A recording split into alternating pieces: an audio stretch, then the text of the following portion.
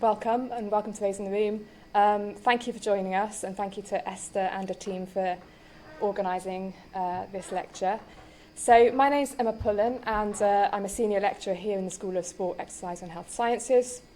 And my interests are broadly on or around kind of female sporting body politic, feminist methodologies and debates, and qualitative methods.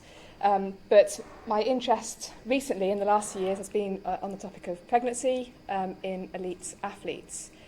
And I'm going to walk you through a project today that is the first project of a series of projects that I've been involved in looking at the experiences of athletes and the experiences of pregnancy in elite athletes.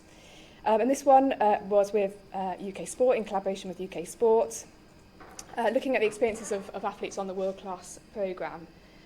And I'll touch on what the World Class programme is and what UK Sport do for those people who are less familiar with this topic and with sport.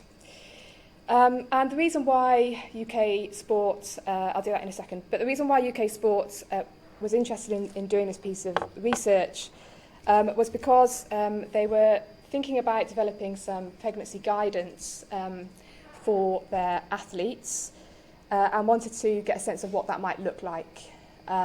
So what were some of the challenges, concerns or anxieties that the female athletes faced whilst on the World Class programme in relation to pregnancy and motherhood, and how could guidance respond to those concerns? So that was our remit really with the project, to kind of get a sense of some of those experiences.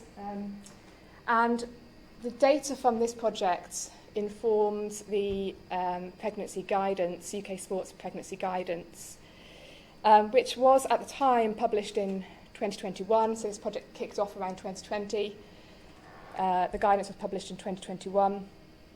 And at the time it was the kind of most extensive pregnancy guidance published by a kind of sports organisation, and has set the bar really for other sports organisations when it comes to guidance for pregnancy guidance for their female athletes.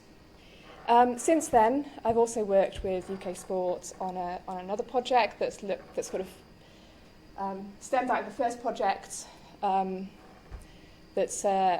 that was kind of looking to develop or expand on the current pregnancy guidance, and that was published in 2023, that enhanced guidance.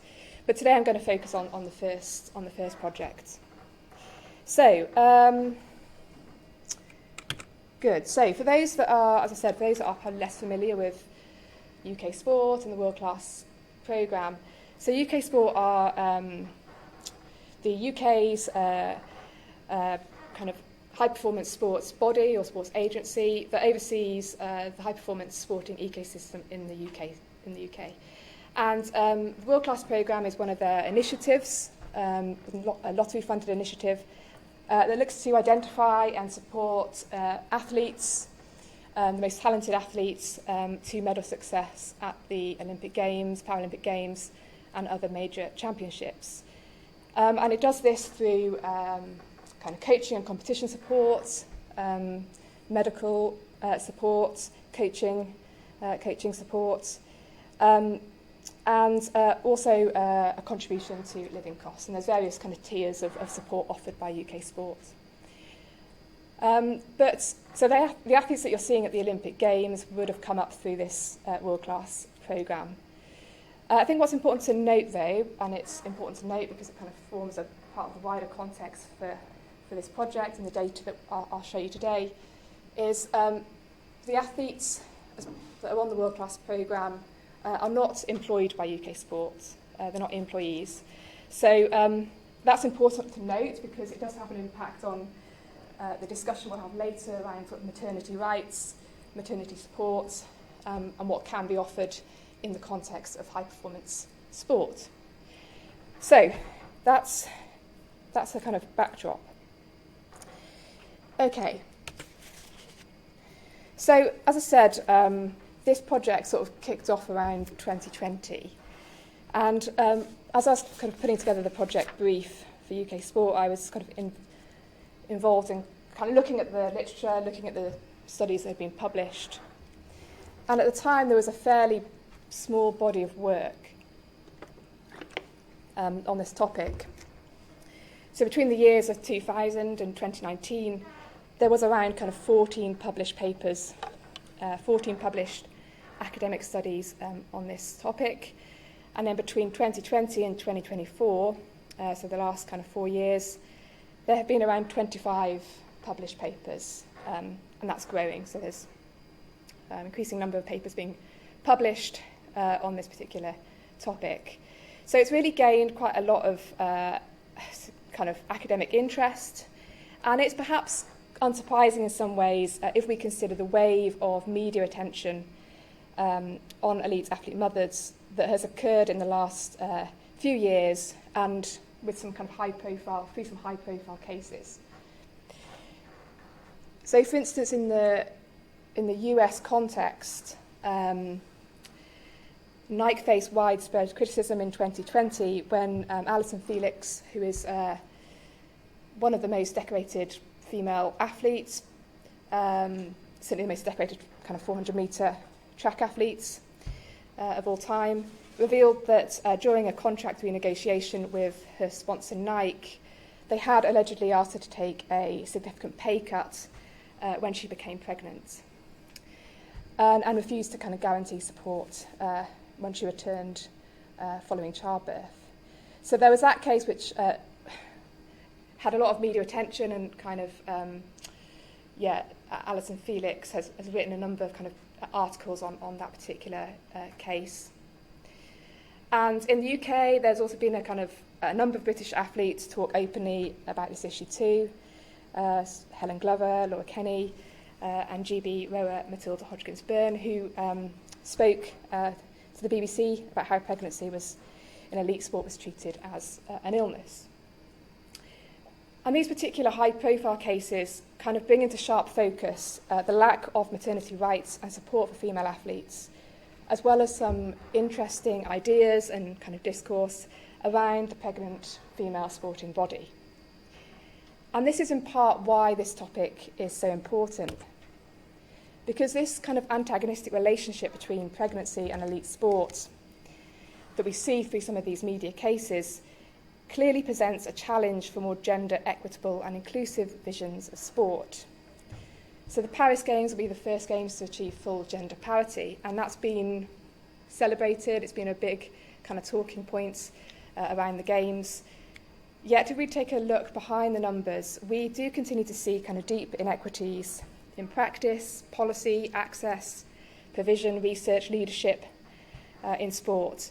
And as we'll see today, the issue of pregnancy is both symptomatic of and amplifies all of those inequities in kind of various ways through a single case. So it's quite an interesting space to look at. But it's also important to note that this issue has implications outside of sport too, given that for most female athletes, peak sporting performance occurs at an age that coincides with peak fertility health and fewer pregnancy-related risks and medical complications. And so whilst we think of it as a sporting issue and contained within sport, it touches on wider feminist concerns, wider gender debates around maternity and reproductive rights, and inequitable cultures of work, and particularly in a context where we are seeing kind of the rapid professionalisation of women's sports, increasing numbers of women participate in sports, and sport as a viable option or viable career path for women. And we might swing back to that point a bit later. Okay. So, as part of the project, we interviewed 11 athletes, Olympic and Paralympic, across Olympic and Paralympic sports, and in winter and summer sports. So these athletes were all on the world-class programme, which covers Olympic and Paralympic sport and winter and summer sports. And so the athletes the athletes we talked very openly about their experiences. In many ways, this was perhaps the first time they had been asked about kind of how they feel about the issue, and so they were sort of invested in talking about that. But also because we were doing this project so we could kind of inform or help UK Sport develop the pregnancy guidance, they were also sort of partly, I suppose, invested in making sure that they kind of told us about their concerns and their experiences in the hope that there would be some guidance going forward. So they were quite invested in the project.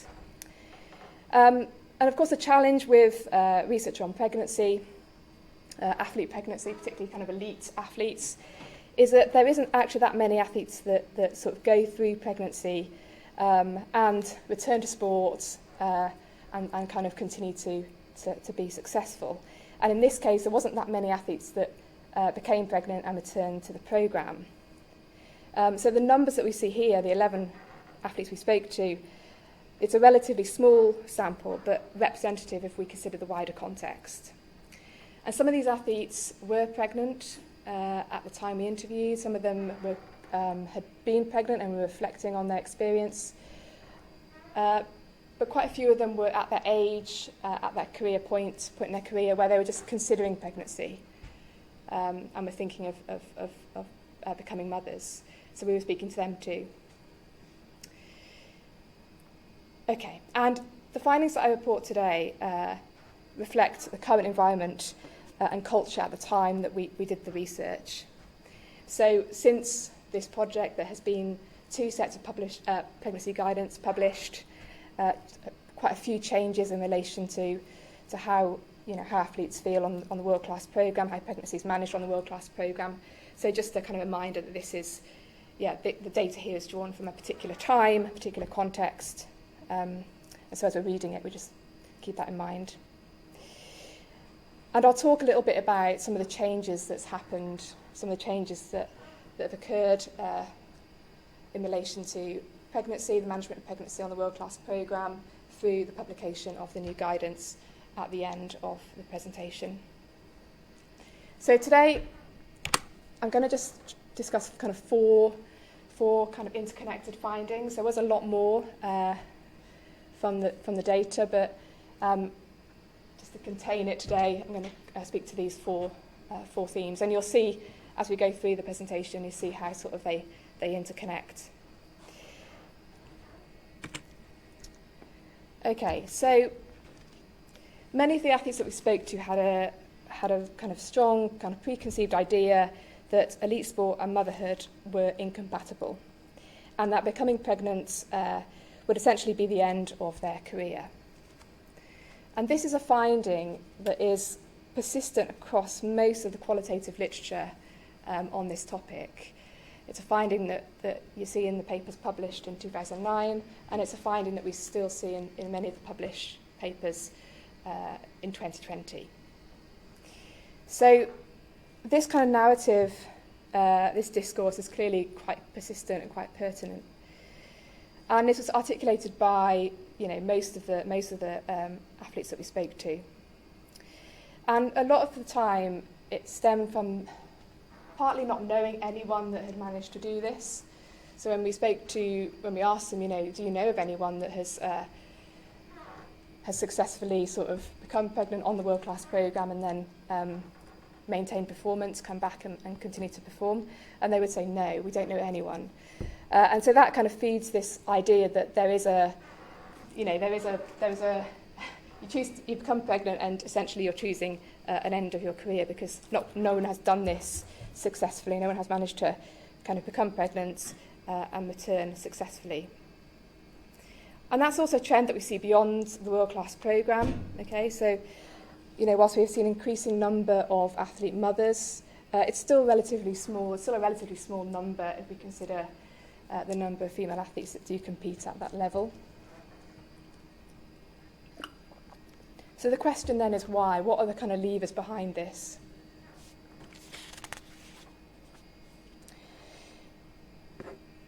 So there was also a sense amongst the athletes that revealing a pregnancy to their support team, to their coach, would feel like admitting kind of irresponsible behaviour.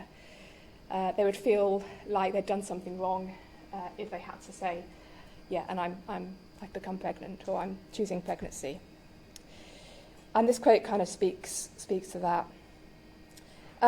So clearly there are concerns around pregnancy disclosure within the performance sport environment. But this sense of irresponsibility, this sense of feeling like becoming pregnant would be kind of an irresponsible behaviour, in many ways is compounded by a kind of wider set of relations that exist within the performance environment around the management of female athlete reproductive health and the management and control of female health processes like the menstrual cycle for the purpose of performance outcomes. So many of the athletes recounted conversations they'd had with their sport doctors around the menstrual cycle, and particularly the use of the contraceptive pill to manage, to control, to work around the menstrual cycle for the purpose of performance. But within these conversations, there was very little discussion, almost no discussion at the time around pregnancy or family planning, okay, despite them being related dimensions of reproductive health. So we've got an opening up of conversation around the menstrual cycle and the impact on performance and how we manage and control that. But at the same time, a real silencing of any kind of discussions around pregnancy and motherhood. And these kind of two conversations sort of coexisted at the same time. But this silence around pregnancy was also kind of manifest beyond the interactions with sport doctors, beyond the interactions with coaches. And it occurred within, this kind of peer conversation. So in the words of one of the athletes, pregnancy as a topic of conversation with peers, with coaches, with anyone really within this space was a bit of a taboo subject.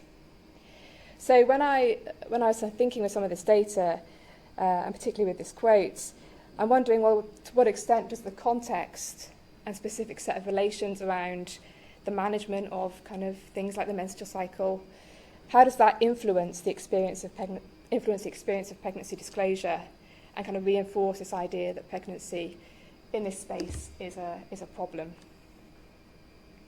And I've got no answers, it's just a question really to come back to later. And staying with the issue of pregnancy disclosure,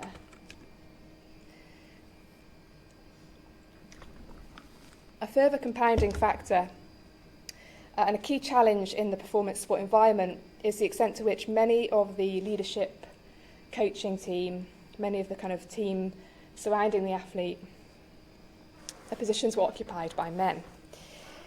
And many of the athletes felt, unsurprisingly, that they would prefer to reach out to a female member of staff to disclose their pregnancy and discuss their options.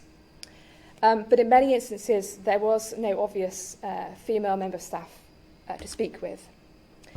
And so for the most part, pregnancy wasn't disclosed until it really had to be. Usually because there was no other way for the athlete to keep it secret, to keep it a kind of private matter.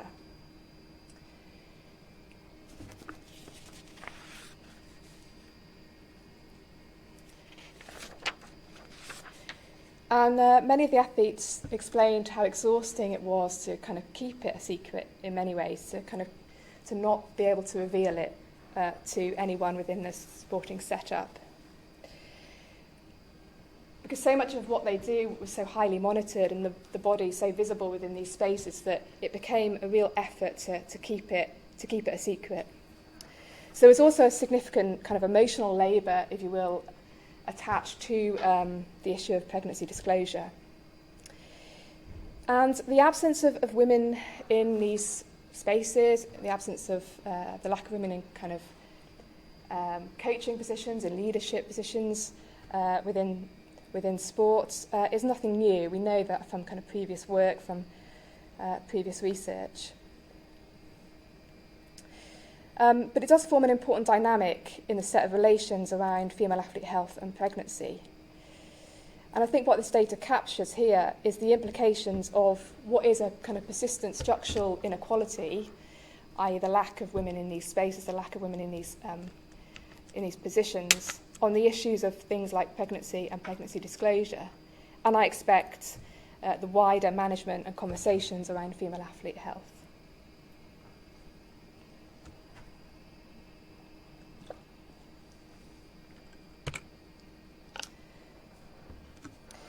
And moving on to the next theme, knowledge and support. So many of the athletes who are going through pregnancy or reflecting on their experience of pregnancy kind of spoke to the lack of knowledge, support and provision within the performance environment throughout their pregnancy journey. So there was a sense that the team around them didn't really know how to kind of manage or train the athletes whilst they were pregnant, and how to kind of manage their return postpartum. So there was this kind of knowledge deficit around supporting athletes through training whilst pregnant and returning postpartum.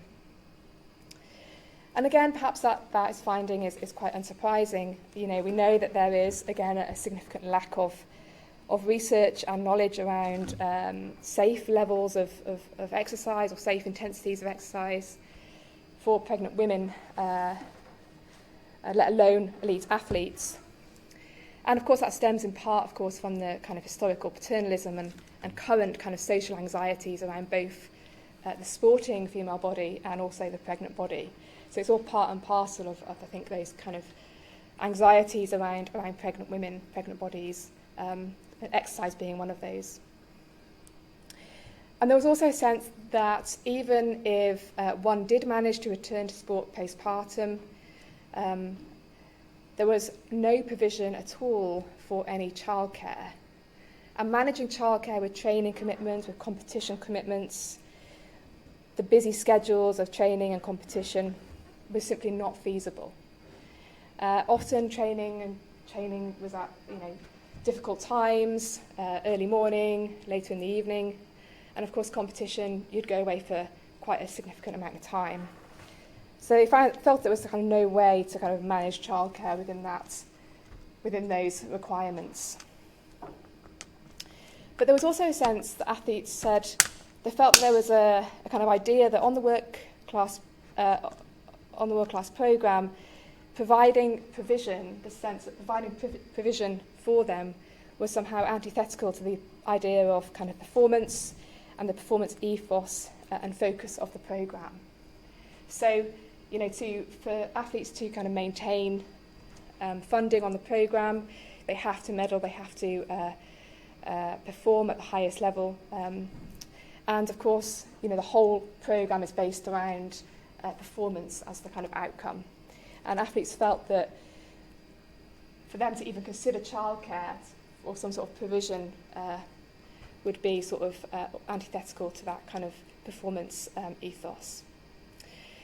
A number of athletes spoke about how they'd been away to competitions and seen other countries, other teams do it a bit better, that there was kind of seemed to be provision in the context of other countries, but certainly not for them and not in the context of the world-class programme.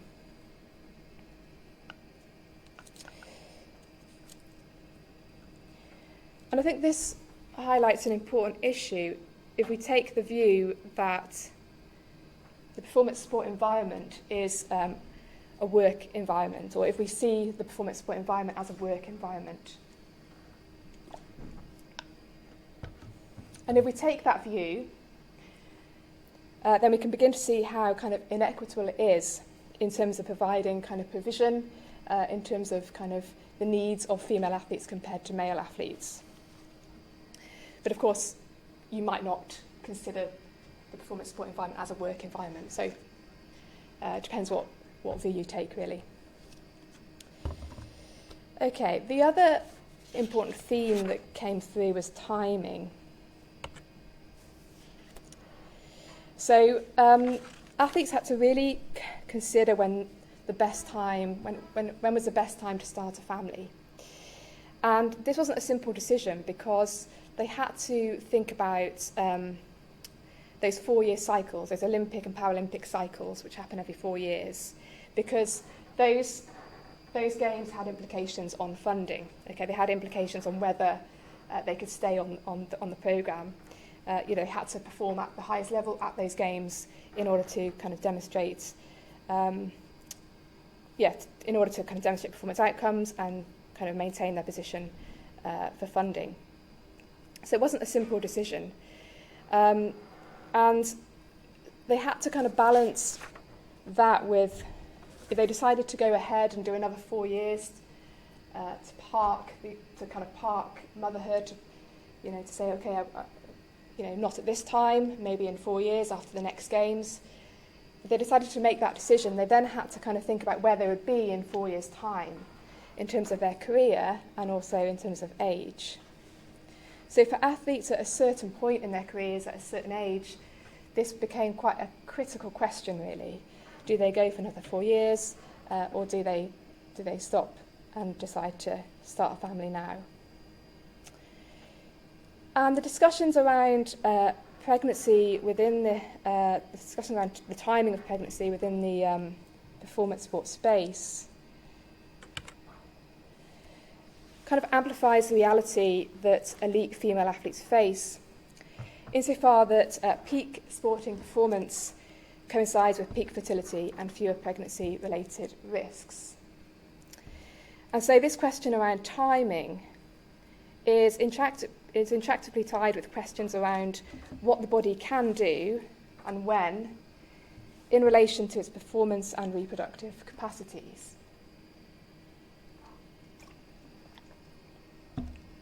When your body is at the best, you're going to be performing at the best. But when your body is at its best, it's probably also the best time for carrying a baby and going through the trauma of birth and everything that comes with it. And this is further complicated by the fact that for a lot of female athletes, the physical demands and stress placed on the body through performance sport can often lead to kind of issues with the menstrual cycle, lead to kind of menstrual dysfunction, which can have an impact as well on whether how easy it is to become pregnant whilst on the world-class programme. And this, there's a huge amount of research on kind of the impact of red S on the body. It's not my area of research, I'm not going to go into it, but that has an implication on kind of whether or not athletes decide to start a family whilst on the programme, whether or not they even can think about starting a family whilst on the programme. So in many ways, athletes do decide to leave performance sport, to leave the programme in order to start a family. If they do decide that that's what they want to do, they do leave the programme in order to kind of give their body a bit of time to recover so they can, think about starting a family. And a number of athletes spoke about how, choosing to leave the programme was also a way of, as I said, giving their body time to kind of adjust, because pregnancy is not a given whilst they were on the programme.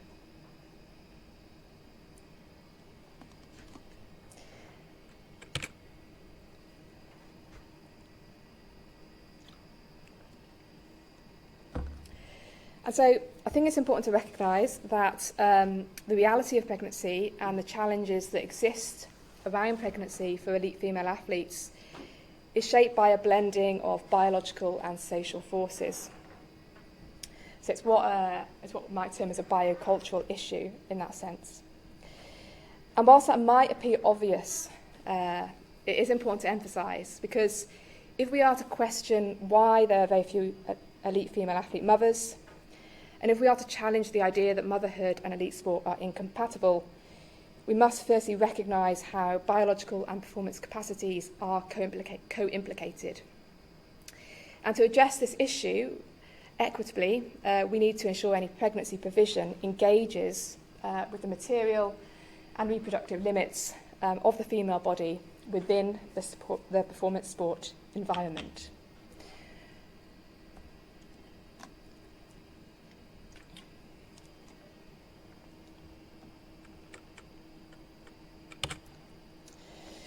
Okay, so since the completion of the project, as I said, UK Sport did publish some pregnancy guidance. So, as I said, the data that I showed you today was before the publication of the pregnancy guidance, and this data did inform the pregnancy guidance that UK Sport put together. And some of those changes, some of the kind of parts of the guidance are, to ensure that there's a conversation around pregnancy, to ensure that to kind of reduce any sort of concerns around pregnancy disclosure, to open up some of those conversations, to build a set of kind of guidance and resources to kind of support athletes throughout pregnancy and postpartum, a network or a group where they can connect with other athlete mums, so to kind of hear the experiences of athletes that have been through it, and are, in that process, and an extended period of time to return to sport postpartum once they had given birth. So one of the concerns, which I didn't sort of talk about on the presentation, but one of the concerns athletes mentioned was that actually there was a very small window of time where they were expected to come back to the programme following childbirth. I think it was around 3 months. And depending on what birth you had, that was more difficult for some. And it's a fairly short period of time as well, given how difficult childbirth can be. So they talked about this kind of very short window and the anxieties around, getting back within that 3-month window. And now, since with the pregnancy guidance, UK Sport now have a kind of longer window of time for athletes to return postpartum and maintain their funding within that time too. But I think one of the biggest things that they have done is just to kind of get this conversation going, really, just to open up that conversation and try to cut through that silencing that was so kind of manifest in the programme and in the culture of the programme. And as I said, when UK Sport developed this guidance, it was the most extensive guidance at the time, and has since sort of set a bar for other high-performance organisations. So it was a kind of blueprint for other organisations in other countries to follow. But as I said at the beginning, there has been a wealth of kind of academic papers published on this topic in the last few years, particularly around capturing the qualitative experiences of elite athletes. And much of the current papers being published, really great papers, really insightful papers, but they do tend to report very similar findings, not dissimilar to kind of what I've reported on. And if you look at the literature, you do tend to see the same kind of themes come through some of that data. And so I often find myself wondering when I'm reading this stuff, is what do we need to do to kind of move this research agenda on? What questions do we need to be asking? And what approaches do we need to be taking to kind of start to drive this forward? Because I do think we need to be asking different questions and taking different approaches in order to kind of push it on.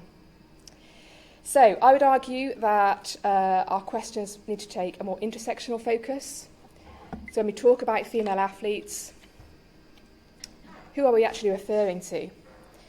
So much of our reporting of research findings are indiscriminate between participants' divergent lived experiences: race, ethnicity, sexuality, able-bodiedness. And despite the athletes in our study being fairly diverse, in the study that I've just reported on being fairly diverse, like all the studies to date, we were largely indiscriminate in our reporting. So we were cognizant of the extent we needed to keep athletes anonymous, particularly as we were dealing with a small sample and also quite an elite sample. But in doing so, we flattened any kind of intersectional differences in our data sets.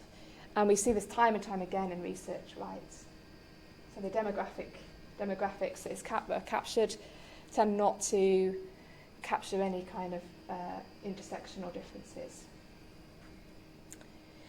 Yet, like all aspects of female health, so much of our embodiment shapes the way we understand our experiences and the experiences that we have.